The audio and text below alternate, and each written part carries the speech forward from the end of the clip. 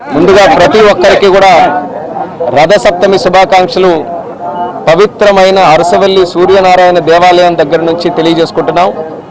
ఈసారి శ్రీకాకుళం జిల్లాలో వెలిసినటువంటి సూర్యనారాయణ దేవాలయం అరసవల్లి నుంచి రథసప్తమి పండుగ చాలా వైభవంగా అంగరంగ వైభవంగా జరిపించాలనే ఆలోచనతో రాష్ట్ర ప్రభుత్వం ముఖ్యంగా రాష్ట్ర ముఖ్యమంత్రి వర్యులు చంద్రబాబు నాయుడు గారు దీన్ని స్టేట్ ఫెస్టివల్గా జరిపించాలని జియో కూడా రిలీజ్ చేయడం జరిగింది.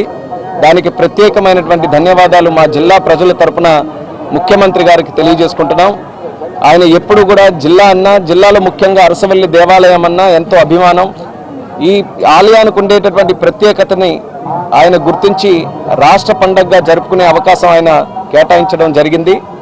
దాన్ని ఒక ముందడుగుగా తీసుకొని ఈసారి జరుగుతున్నటువంటి ఉత్సవాలు 3 రోజు కార్యక్రమాలుగా చేయించి మరి ఒక పక్కన ఆధ్యాత్మిక కార్యక్రమాలతో సాంస్కృతిక కార్యక్రమాలతో ముఖ్యంగా శ్రీకాకుళం జిల్లాలో ఉండేటటువంటి ప్రజలందరూ కూడా ఈ రథసప్తమి కార్యక్రమం ఒక పండగలాగా జరుపుకునే ఆనందమైనటువంటి కార్యక్రమం చేయాలని 3 రోజులు మంచి ప్రోగ్రామ్స్తో వైభవంగా చేయడం జరిగింది.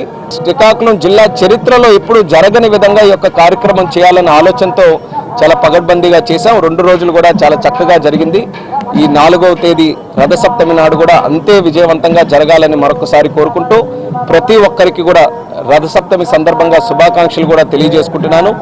ఈసారి అవకాశం లేకపోయినా సరే భవిష్యత్తులోనైనా సరే మా అరసవల్లి సూర్య భగవాన్ దేవాలయానికి ప్రతి ఒక్కరు కూడా వచ్చి ఆయన ఆశీస్సులు పొందాలని ఈ మీడియా ద్వారా ఈ వీడియో చూస్తున్నటువంటి ప్రతి ఒక్కరికి కూడా కోరుకుంటున్నాను. నిత్యం పూజలు సూర్య భగవానుడికి జరిగేటటువంటి ఆలయం ఇది. అటువంటి ఆలయానికి ప్రతి ఒక్కరు కూడా రావాలి. అందరూ కూడా ఈ యొక్క ఆలయాన్ని దర్శించుకొని